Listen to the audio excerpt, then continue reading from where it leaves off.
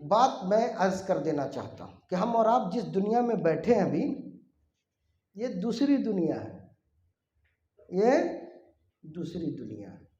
और एक दुनिया होगी जो इसके बाद आएगी, और उसके बाद भी एक दुनिया और आएगी।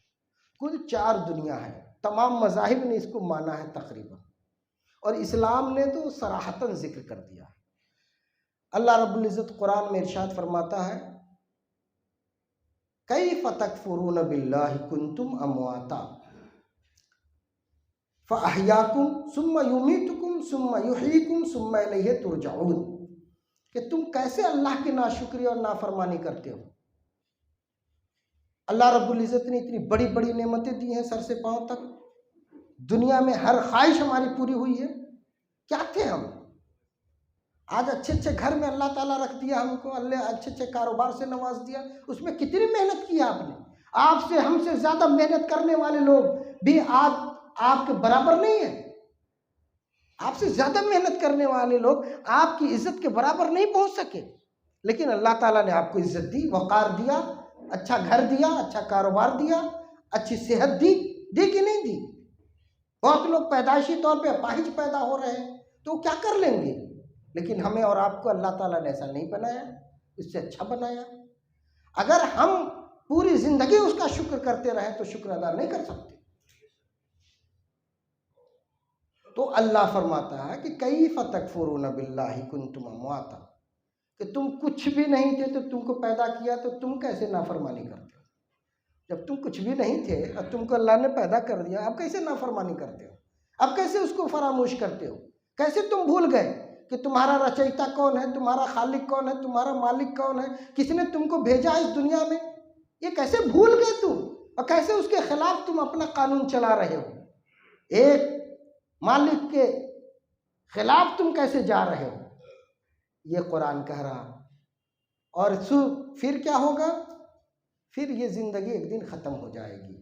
सुम्मा युमीतुकुम, फिर मौत आ जाएगी। मौत आ जाएगी तो ख़त्म नहीं हो जाएंगे, फिर अल्लाह जिंदा करेगा। और जिंदा करने के बाद फिर क्या करेगा? सुम्मा इलैहि तुरजऊन, फिर तुम सब अल्लाह की बारगाह में जमा कर दिए जाओ।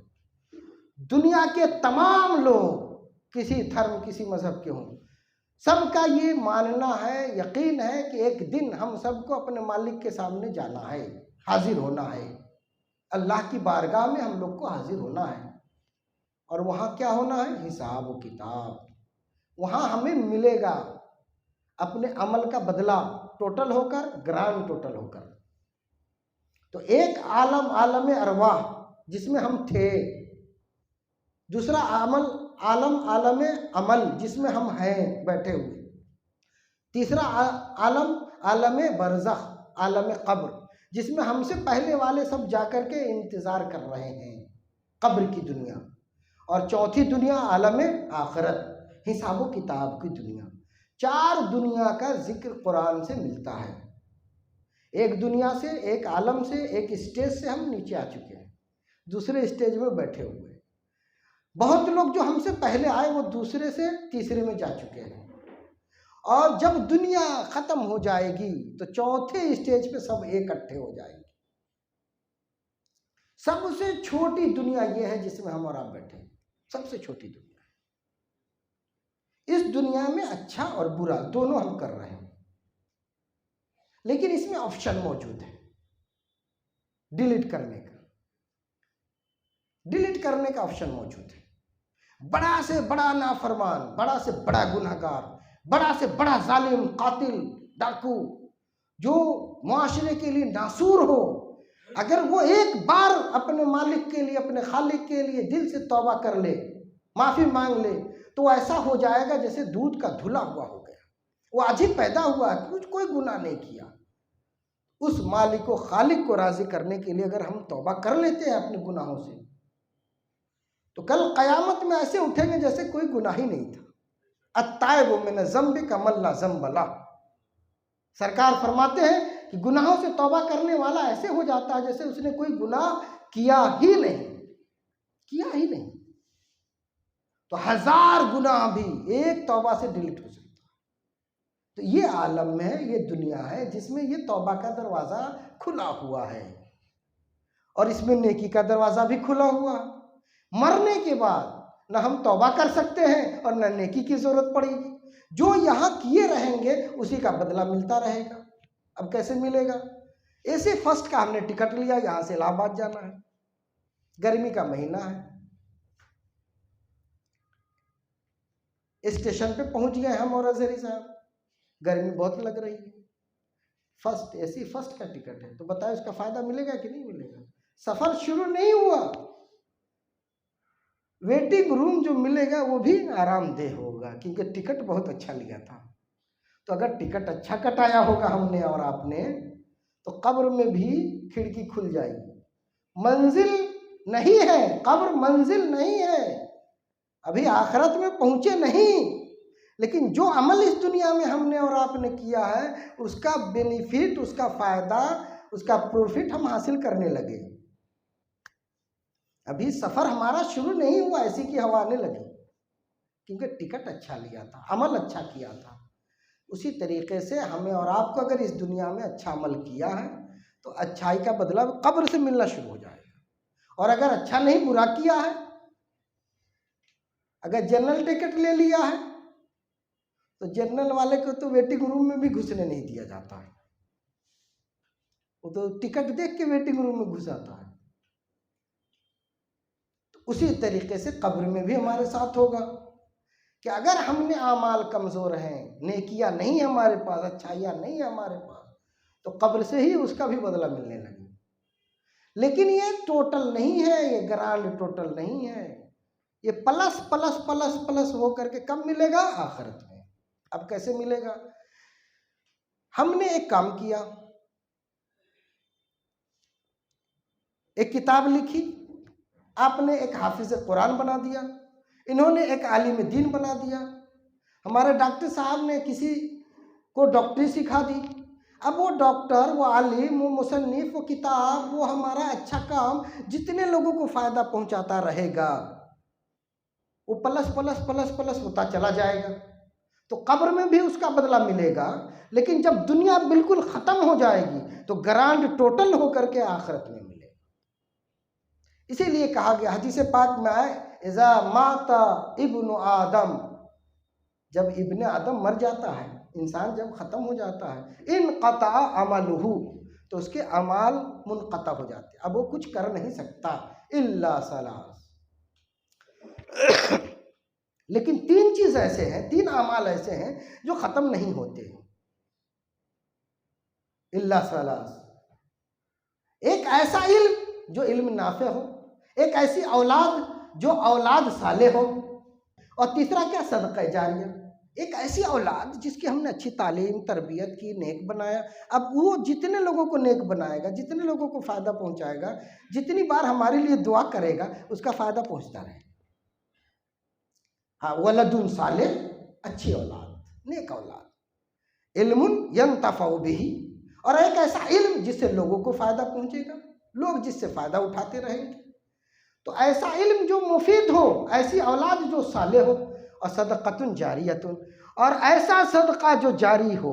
हॉस्पिटल बना दिया आपने, कुआं खोद दिया आपने, इदारा बना दिया आपने, मस्जिद की तामीर कर दिया आपने सराय बना दिया मुसाफिरों के लिए, आपने ये कम्युनिटी हॉल बना दिया, जितने लोग इससे फ़ायदा उठाएंगे उसका सवाब मिलता रहेगा। तो ये तीन आमाल ऐसे हैं जो इंसान के मरने के बाद भी जारी रहते हैं, और उसका सवाब मरने वाले को मिलता रहेगा जब तक के वो तीनों आमाल बाकी रहेंगे और उसके असरात बाकी रहेंगे। आलिम दीन बनाना, हाफिज कुरान बनाना, इदारा कायम कर देना, हॉस्पिटल बना देना, हॉस्टल बना देना, ये सब भी सदक़ा जारिया में। अब बताइए कि हमें अक्लमंद आदमी क्या करेगा? अक्लमंद आदमी 5 लाख का चश्मा पहन के ज़ाया कर देगा अपने पैसे को। 50,000 के चश्मे से भी काम चल सकता है, 5 लाख का चश्मा भी उतना ही काम करेगा जितना काम 5,000 वाला चश्मा करेगा, कोई फ़र्क नहीं है, बस एक शौक है। और अगर हम चश्मा पहन भी लें 5 लाख का, तो कौन देखता है भाई मेरे? आप अपने आप को देखते हैं झुक झुक के। हम अगर अच्छा कपड़ा पहन लें तो हम देखते हैं बार बार अच्छा पहन, तो अपने दिल को बेवकूफ़ बना रहा आदमी, कोई किसी को देखता नहीं आज के दौर में। तो अक्ल हमारी अभी बालिग और नहीं हुई है, पुख्ता नहीं हुई है, इसलिए हम अपने जूते को झांकते हैं, अपने कुर्ते को झांकते हैं, अपनी टोपी को झांकते हैं, अपने घड़ी को झांकते हैं, अपने चश्मा को उतारते हैं, पहनते हैं। समझ रहे हैं कि नहीं? ये अक्ल अभी हमारी मजबूत नहीं हुई है, इसलिए अभी हम इसी में फंसे हुए हैं। अगर अक्ल मजबूत हो जाएगी तो 50 रुपये मीटर वाला कुर्ते में भी आप इतने इत्मीनान से और शान से बड़े बड़े पार्टी में जाइएगा कि बड़े बड़े लोग देखकर आपके रश करेंगे, कौन आ रहा, साइड हो जाओ। अक्ल बालिग होना ज़रूरी है, दिल का मजबूत होना ज़रूरी है, अल्लाह पे तवक्कुल होना ज़रूरी है, और हम अपनी एनर्जी को गैर ज़रूरी कामों में खर्च ना करें, बल्कि ऐसे कामों में खर्च करें जो हमारी नस्ल के लिए, हमारी मिल्लत के लिए, हमारी सोसाइटी के लिए, हमारे समाज के लिए, हमारे मुल्क के लिए मुफीद हो। अगर ऐसा हम नहीं कर रहे हैं तो जान जाइए कि मुश्किल में है, मुश्किल में फंसते चले जाएंगे। आने वाला दौर और मुश्किल दौर हो सकता है। तो इसलिए हम सबको अपनी जिम्मेदारियों का एहसास करना और जिम्मेदारियों पे अमल करना बहुत ज़्यादा ज़रूरी है। अल्लाह रब्बुल इज़्ज़त से दुआ है कि ये बच्चे जो हमारे जामिया आरफिया में ज़ेर तालीम में पढ़ रहे हैं और अच्छे नताइज ला रहे हैं, जहाँ भी जा रहे हैं, जिस यूनिवर्सिटीज़ में जा रहे हैं, वो अच्छे नताइज ला रहे हैं। लोग हैरत में है कि मदरसे का प्रोडक्ट है, मदरसे का पढ़ा हुआ लड़का, हैरत में। बड़े बड़े प्रोफेसर मुतासिर होकर के खानका आरफिया और जामिया आरफिया विजिट कर रहे हैं। मामूली बच्चा हमारा जेएनयू में पहुंच गया, उसको देख करके एक प्रोफेसर ने सोचा कि तुम्हारी तालीम कहाँ हुई है, तेरी तरबियत कहाँ हुई है। और जब उसने बताया तो उसने कहा कि चलो मेरे साथ तुम्हारे मदरसा चलते हैं। वो बेचारे जब मदरसा आए तो वहीं के होके रह गए। तो इस मदरसे की, इस तरबियत गाह की, इस तालीम गाह की खुसूसियत यह है कि वहाँ जो असातिज़ा की टीम है, जो उलमा है, जो रूह रवा है, सरपरस्त हैं, वो अपने खुलूस से, अपने दिल से, अपने खून जिगर से उसको सींच रहे हैं, आगे बढ़ा रहे हैं। हर बच्चे के दर्द को, उसकी ज़रूरत को अपनी ज़रूरत समझ रहे हैं। नतीजा ये है कि उसके नताइज आ रहे हैं और दुनिया देख रही है। लेकिन अफसोस उस वक्त होता है कि उस इदारे के पास इतनी जगह नहीं है कि बच्चों को बढ़ाया जाए। बड़ी बड़ी बिल्डिंग देख के लोग हैरत ज़दा है, और हम लोग परेशान है कि ईद बाद बच्चे बढ़ेंगे तो रखेंगे कहाँ। असातिज़ा वहाँ के मुंतज़िमीन परेशान है कि बच्चे बढ़ेंगे तो उनको रखा कहाँ जाएगा। 5-5 मंजिला बिल्डिंग कम पड़ रही। ऐसे में हम आप हजरात से गुजारिश करते हैं कि आप विजिट कीजिए, देखिए, इदारे को देखिए, इदारे के काम को देखिए। दिल में आए तो आप उसके साथ खड़े हो जाइए, और दिल में ना आए तो आप बैक हो जाइए। दम डू एंड डाई। और एक बार अगर आपने उसको विजिट किया और देखा तो मैं जानता हूं कि आप वहीं के होके रह जाएंगे, जैसे हम लोग होके रह गए। मदरसे की दुनिया में क्वालिफाइड असातिज़ा वहाँ से तालीम दे रहे हैं, आलिम हैं, फाजिल हैं, हाफिज हैं, प्लस यूनिवर्सिटी से MA, PhD, BEd, MEd करके वहाँ अपने तलबा को अच्छी तालीम देने में रास्ता है। वो किसी जगह जाके नौकरी कर सकते थे, लेकिन नहीं। एक जज्बा है कि उस जज्बे के तहत वो चाहते हैं कि एक नई जनरेशन पैदा हो, एक अच्छी खेप पैदा हो उलमा की, जो उलमा उम्मत की सही रहनुमाई कर सके।